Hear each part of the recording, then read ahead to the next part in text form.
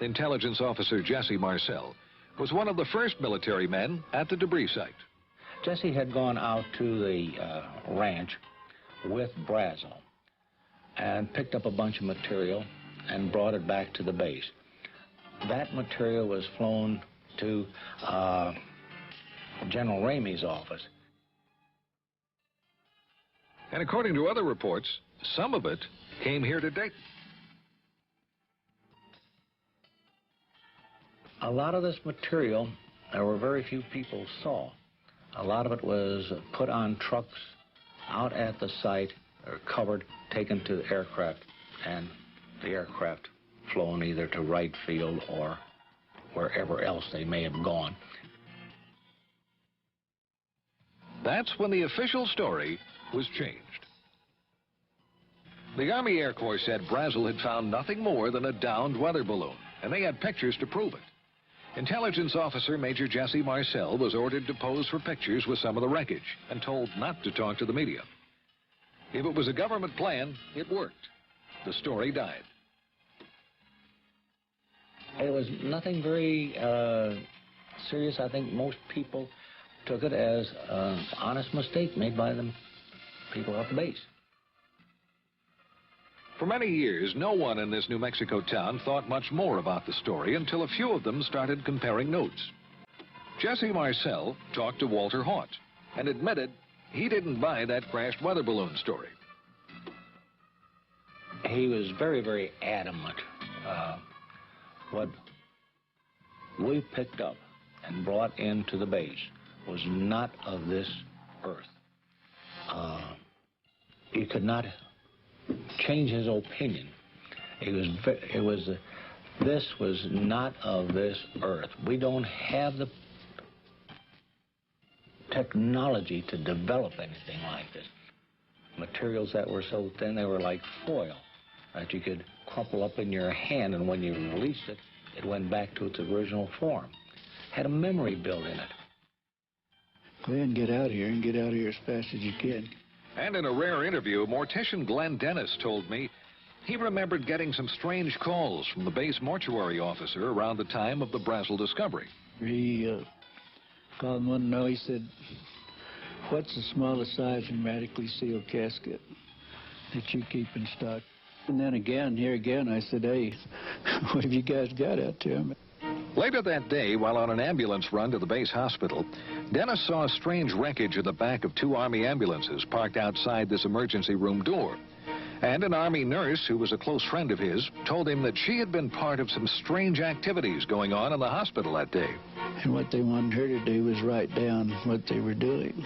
And on one gurney, there was a crash bag that had two small, little, very mutilated bodies.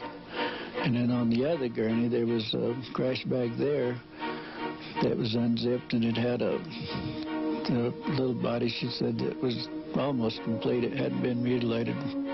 She claimed they were doing an autopsy on that one, a body that was not like anything she had ever seen before. She described some very unusual features that were not human. It only had 4 fingers, and on the tips of it were little pads, and then it looked like very small, minute little suction cups.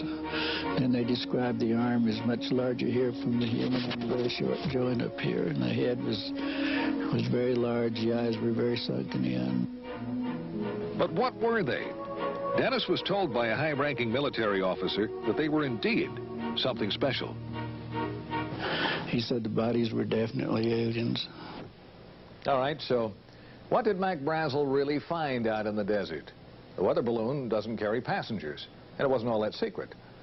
And where did the bodies come from? What about those reports as well that both wreckage and alien bodies were shipped to Wright Pat? Well, coming up, we'll try and track down exactly what was and was not shipped here, and why the Roswell case is still under the microscope after all these years.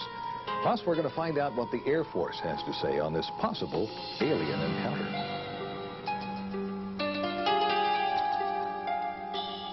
Again, it started attracting real attention around 1979, when some well-established researchers, including Stan Friedman, Bill Moore, Kevin Randall, and Don Schmidt, started to dig into the story. Witnesses talking about another crash site miles from the Brazel Ranch and alien bodies. Also, rumors of a Wright-Pat connection grew. This teletype from the FBI office in Dallas to the one in Cincinnati mentions a disc and balloon being sent to Wright Field for examination. And Army Air Corps pilot Pappy Henderson admits that he flew wreckage of a crashed saucer from Roswell to Dayton, and he tells a friend that he saw alien bodies. The question is today, 1994, where is the material? Where are the bodies? Certainly unique specimens would have been preserved. Authors and researchers Kevin Randall and Don Schmidt have just released the latest book on the Roswell case. And they told me witnesses have shed even more light on the story. We've talked about civilians and military who were there. We have over 50 sworn affidavits all attesting to personal involvement in this case. And more than one witness has mentioned government cover-up.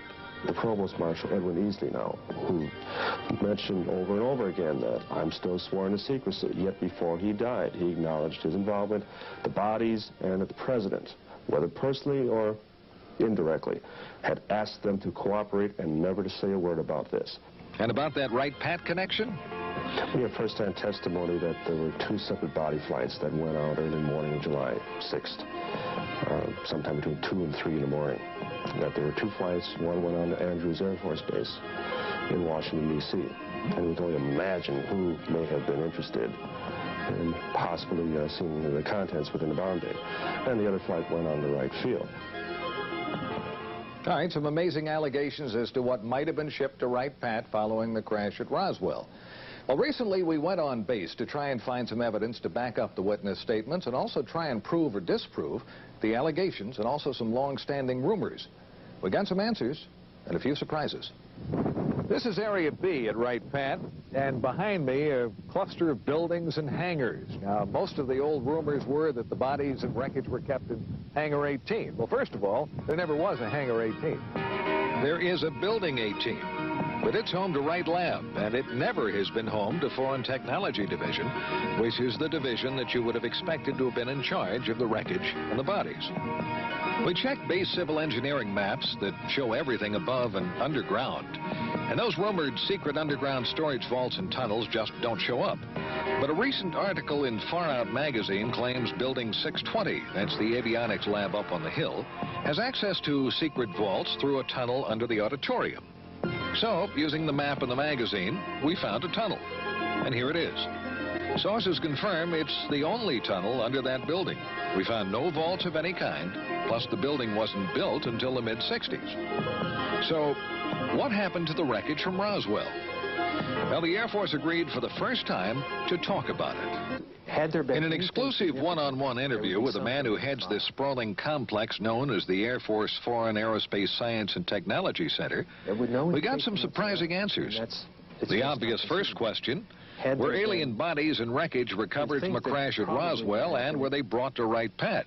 We've extensively researched that, kind of hoping that we might find after all these years that really there was some thread of truth, and we've had no success at all. And I know today there are no such vehicles or bodies on the base. If they were.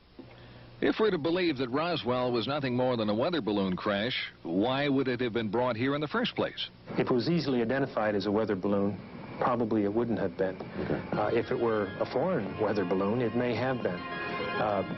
If it were unidentified, it would be brought here because, in fact, that is our job, to look at technology and technological advances in any sense. Well, that seemed to be a pretty good argument that it was not an everyday weather balloon. And if it wasn't alien bodies in a UFO, what was it? Extensive research here, we found just no indication at all of any kind of incident at Roswell. I mean, we have nothing on record for that investigation. But we did learn that there was a Roswell file in one base office. Meet Colonel Hector Quintanilla. He was the last director of the Air Force's Project Blue Book. There was a folder. Okay. A folder about as big as this, with newspaper accounts of what transpired out at the ranch or wherever it was.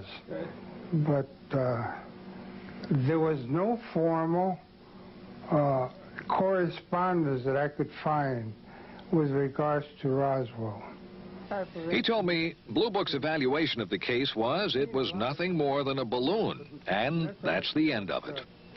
But interestingly enough, a search of other Air Force documents failed to turn up any reference to Roswell in any form. We can't find an advantage to keeping such a thing a secret. We think that probably what happened is that there wasn't anything significant from the Roswell incident, if in fact it was evaluated here. Consequently, if there was either no report or the report was of no significance, so it was destroyed. And he added, nothing like aliens or a UFO could have arrived at Wright Pat without somebody knowing about it and eventually talking. Almost impossible to keep something that fantastic a secret, specifically within the intelligence community, and particularly from the organization that's supposed to evaluate that sort of thing. Secret. We've heard that word a lot tonight. Well, coming up, we've got some new evidence that may well explain what at least some of that wreckage from Roswell really was, and why it came here, and why the government chose to keep it a secret. We'll be back.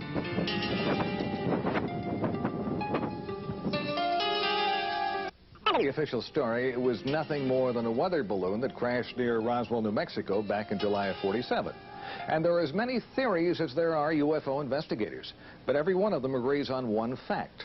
Something unusual crashed right here on Mac Brazel's ranch near Corona, and the government covered it up. And they also claim more wreckage and bodies were found at other locations. First site mentioned near the plains of St. Augustine, that was way over in this area. And the most recent site, Randall and Schmidt's brand new theory, is closer to Roswell, probably about this area. Well, we've uncovered a pretty good explanation for at least one crash, the one on Brazel's property. If you look at Mac Brazel's original description of what he found on his ranch, lightweight beams with strange purple markings that resembled flowers and foil-like material that kept its shape, our investigation found that that matches the type of materials used in a top-secret high-altitude spy project known as Mogul. It was far different in materials and mission from any common weather balloon. Now, let me show you the difference. Coming up is a drawing of a Mogul weather balloon, one of the configurations. A lot of balloons, suspended pieces down here, exotic materials, and from top to bottom, it stretched over 600 feet. And it was designed to spy on the Russians to keep track of their nuclear tests. And it had an above top secret project clearance. Now, Mogul project manager Professor Charlie Moore told me it was not uncommon for that giant Mogul balloon to be mistaken for a UFO. When Moore and his Mogul team learned of the flap over the Roswell incident, he said they laughed, but they kept quiet about their project. Moore identified the wreckage in the Jesse Marcel picture as a Mogul ML-307B that had been launched from Alamogordo, New Mexico. He confirmed a crash would have spread wreckage over a large area. And why wouldn't anyone have recognized it? Well, Moore said no one around Roswell had ever seen one. Moore was even cleared to know about Mogul flights. And that's probably why the wreckage was sent to Wright Pat. Now, there's one more twist that tends to back up the Mogul theory.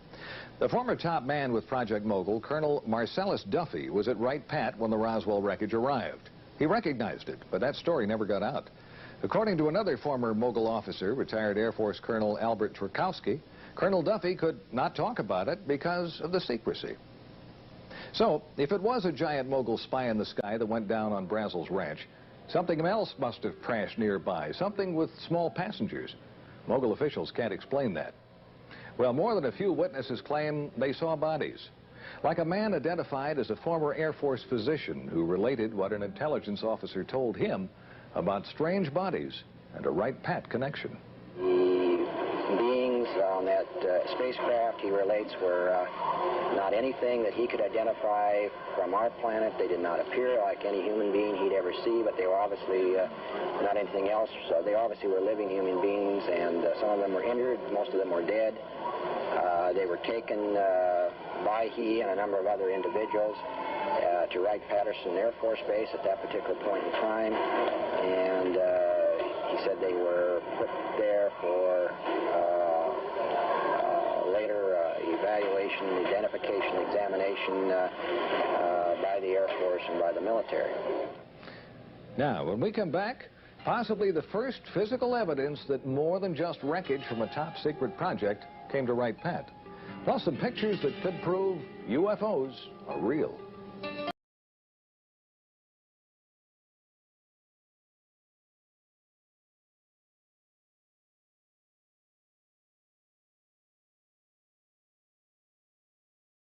Brown Hospital on the grounds of the VA Medical Center in Dayton.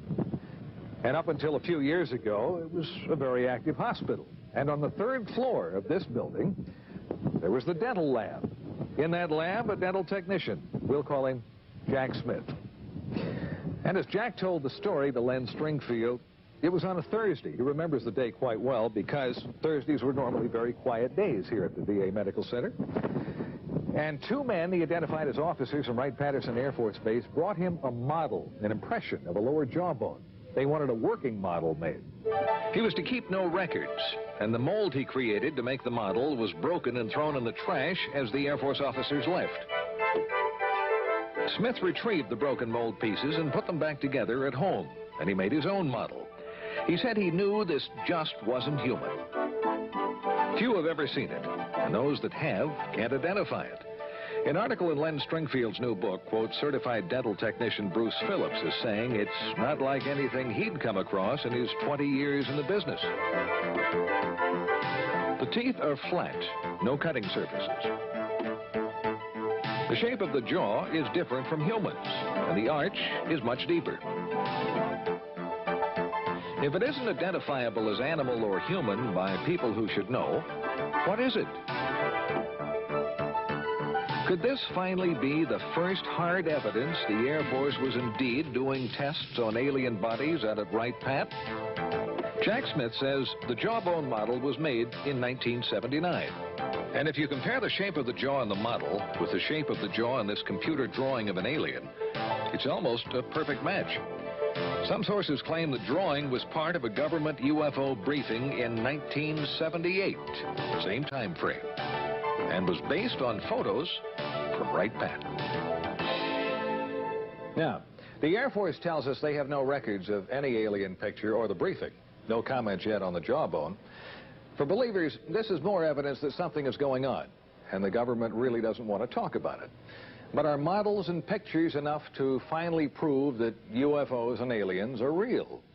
Well, we've had great photographic proof for years. The question is the resistance to accepting it as being proof. Dr. Bruce Maccabee is one of the most respected experts in the field of photo analysis. And Bruce says some pictures taken near Gulf Breeze, Florida back in January by Ed Walters would have been pretty tough to fake. The first picture shows an unidentified object with an F-15 closing in. The next shows the plane flying by the object. Here you have a situation where the airplane actually got in between the camera and the object. Walters claims the plane made a U-turn and the object flew away at high speed. Maccabee showed me videos of other sightings around Gulf Breeze at around the same time, and they were ones that were hard, if not impossible, to explain.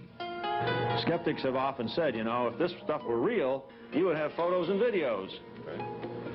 What can I say? Now you've got photos and videos. Now you've got photos and videos.